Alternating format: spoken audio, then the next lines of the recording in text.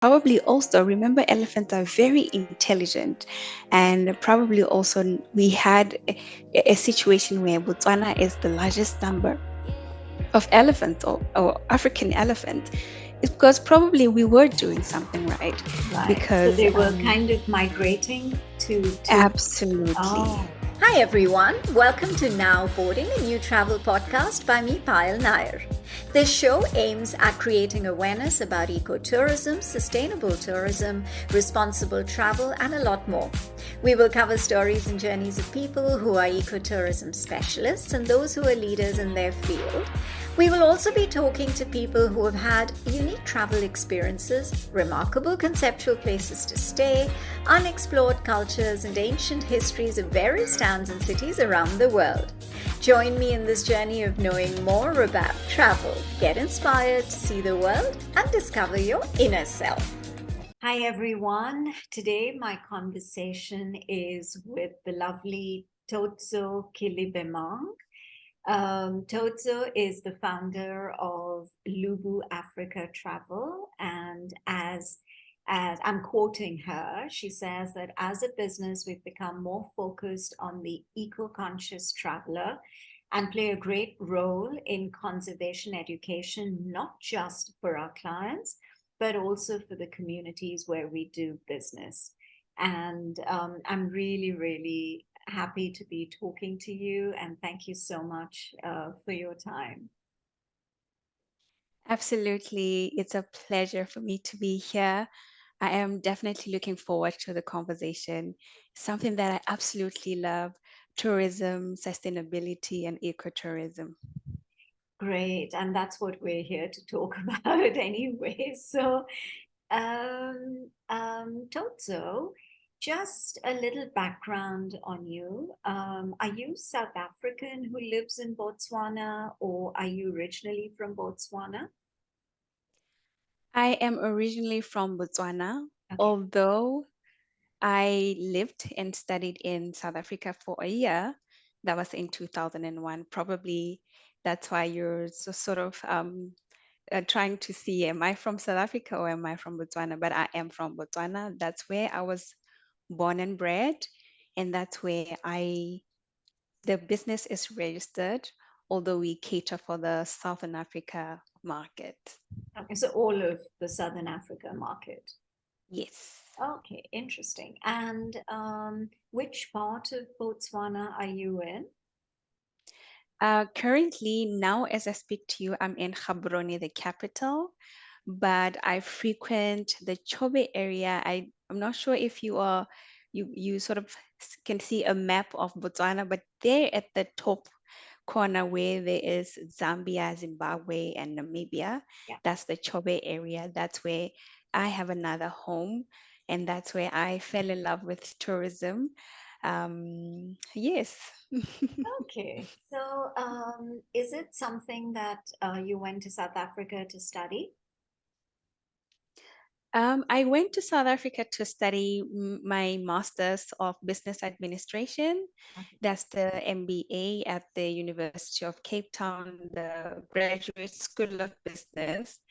So around that time when I decided to study my MBA, that was when COVID was really wreaking havoc around the world. And I completely had to shut down my business because obviously the tourism sector was one of the sectors that was really hard hit. Yeah. I mean, literally everything came to a screeching halt. And then I remembered I've always wanted to study my master's. And then I took a year sabbatical and went to study in South Africa. Some, like, what does, how would you define ecotourism?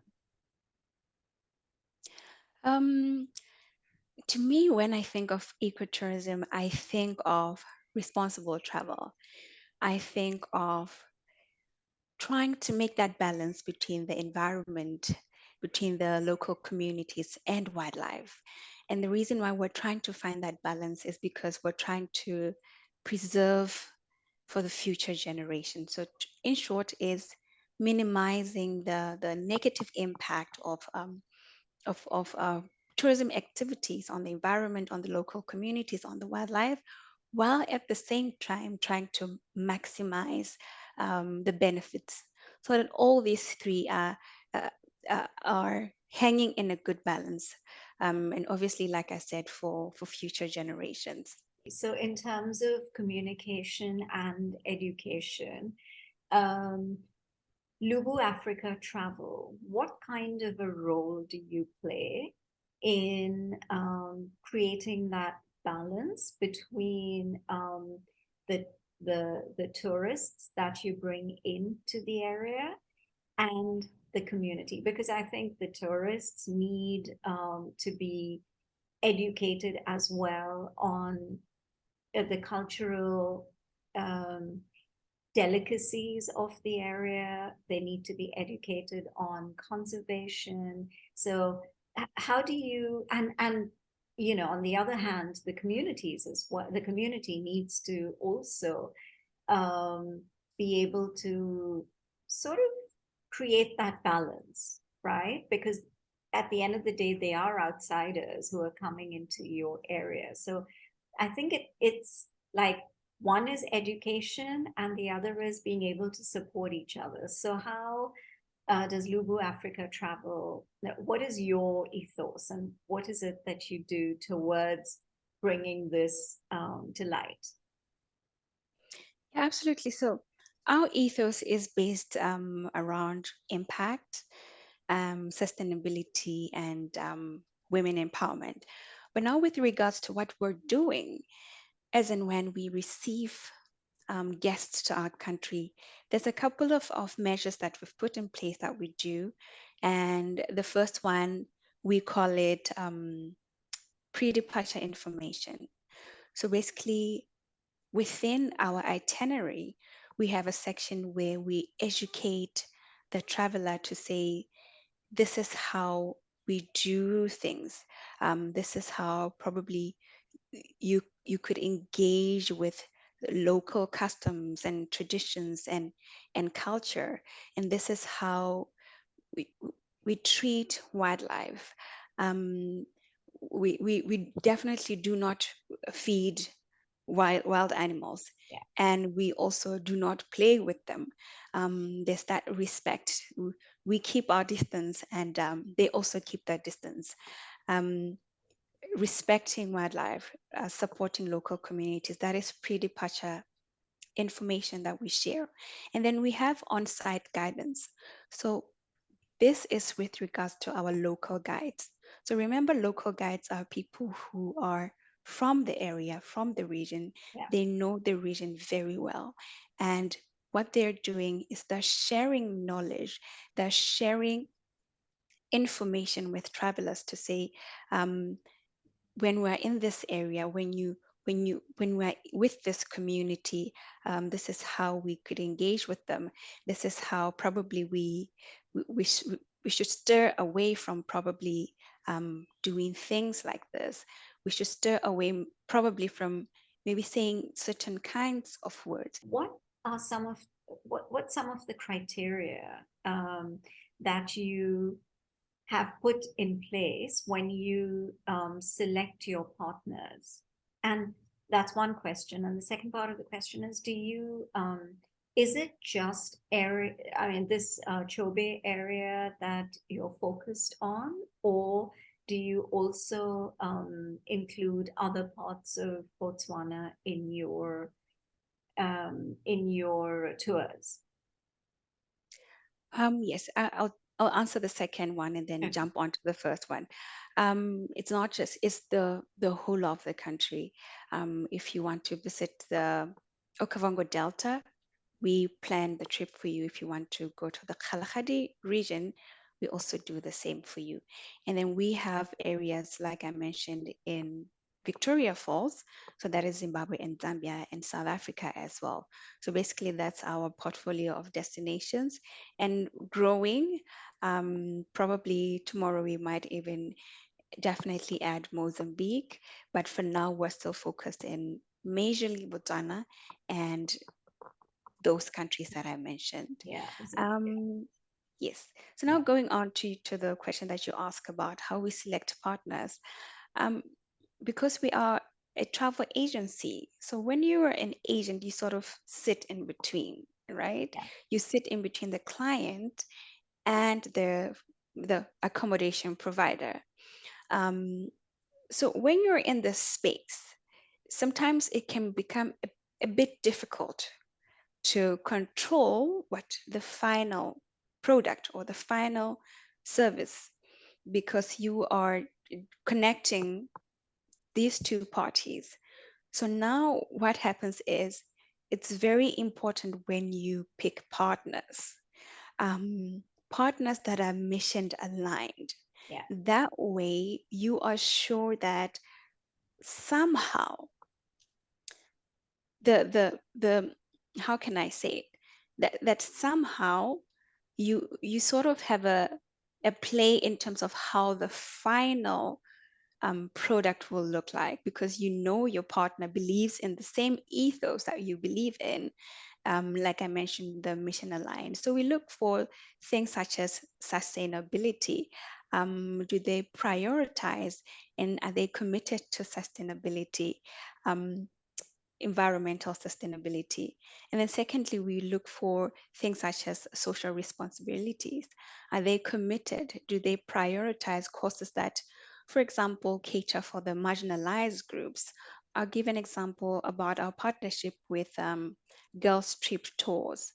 So Girls Trip Tours, it's an ecosystem where we are partnering with women who are in the tourism industry.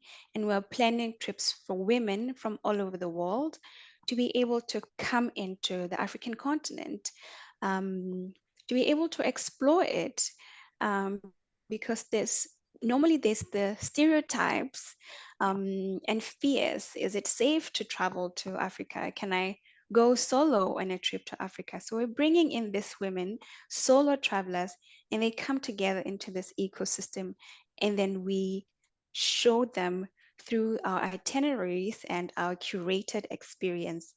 And also what happens is the profits that are done from these trips, they go to the girl child through scholarship to go and study. Right now, we're specifically focused on tech. So the profits that are created from here um, go for scholarship for students to study. So, like I mentioned, mission aligned, um, our partners catering to a certain cause, and then just authenticity. Yeah. Um, Experiences, meaningful experiences. Can our partners do that for our clients? And then also conservation. We have partnership with Women for Conservation Botswana. So definitely we're adding, our work together is adding to efforts towards conservation. So basically that's what I would say. um, to your question, how do we pick partners? We look Identify for partners. Yeah. all these. Yes. Just very quickly mention if people want to get in touch with you, how do they do that? That's one. And two, anything else that you would like to add in terms of travelers who would be coming to Botswana for the first time? Is there anything that they should? You've already said that you do a pre departure sort of checklist, but if there is anything that you want to add to that, that would be great. Yes, absolutely. Um, I myself am available on social media, that is Instagram and LinkedIn. On Instagram, I don't know, but I'm sure you will leave. I don't know. Do you Yeah, leave the links? in the show description, yes, we will. Yes, Yeah. yes, yes, yes, absolutely. I'm very active on Instagram. That is where I showcase most of my travel. That is where I share my love for travel.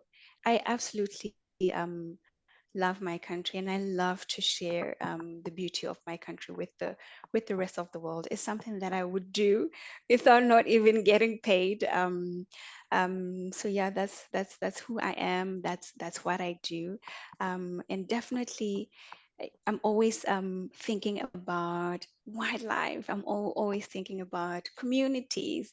How do we, in a way, talk about tourism and ecotourism, but also think about sustainability. So on my Instagram, on my social media, those are kind of the the, the things that you see me talk about a lot.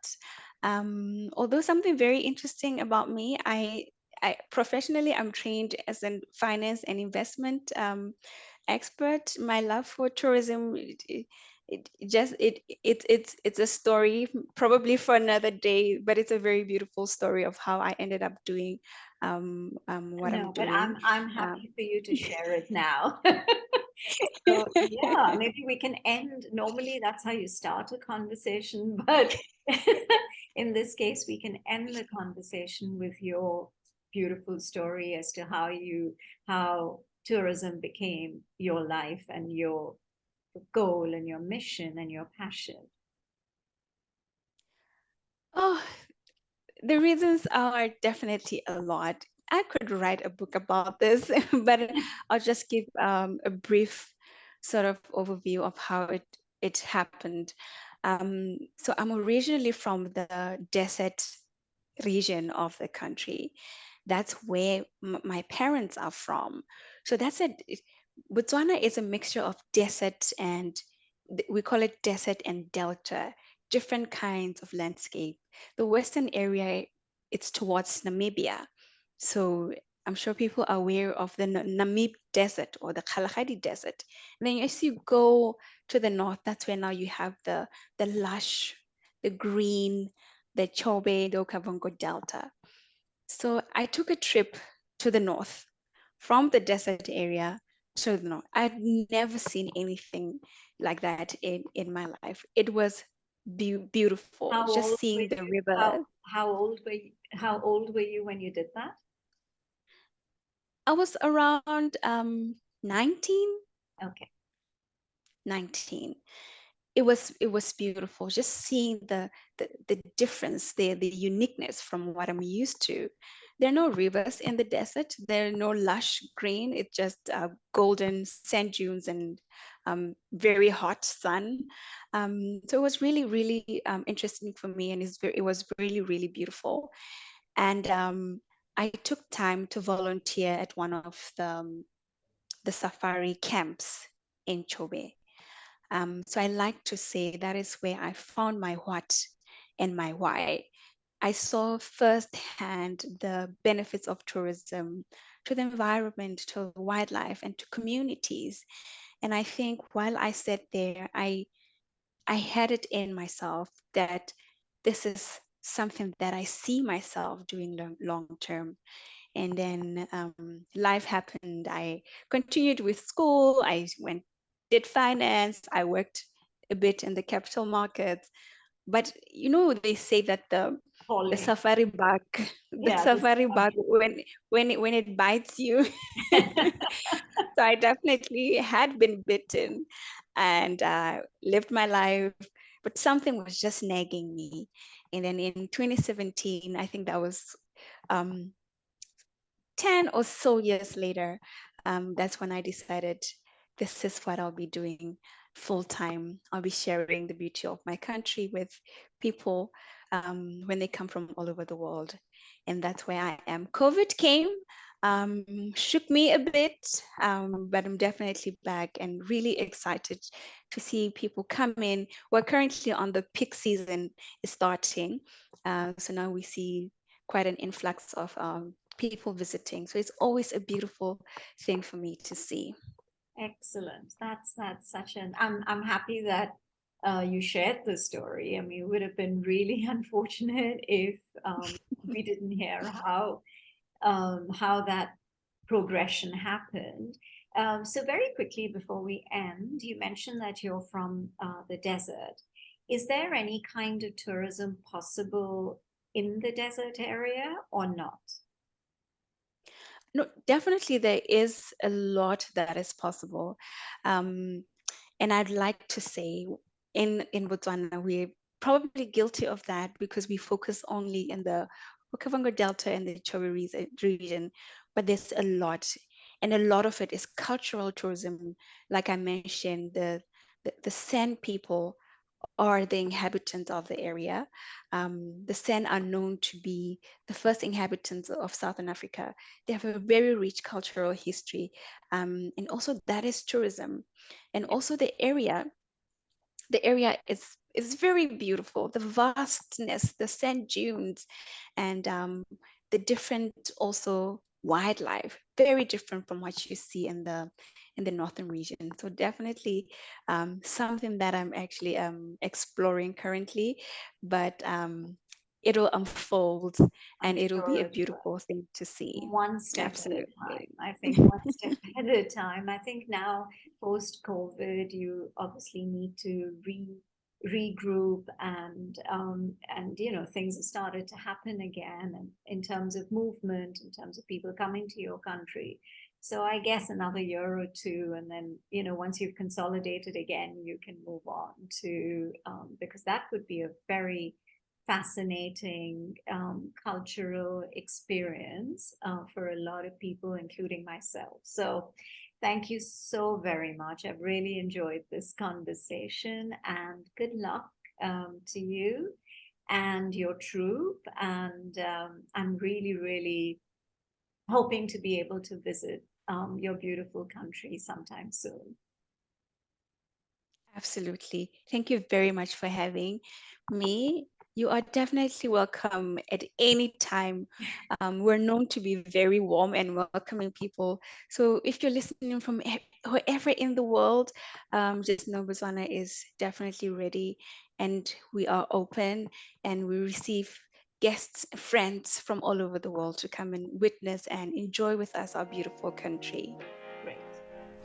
Hope you enjoyed this episode of Now Boarding, a travel podcast.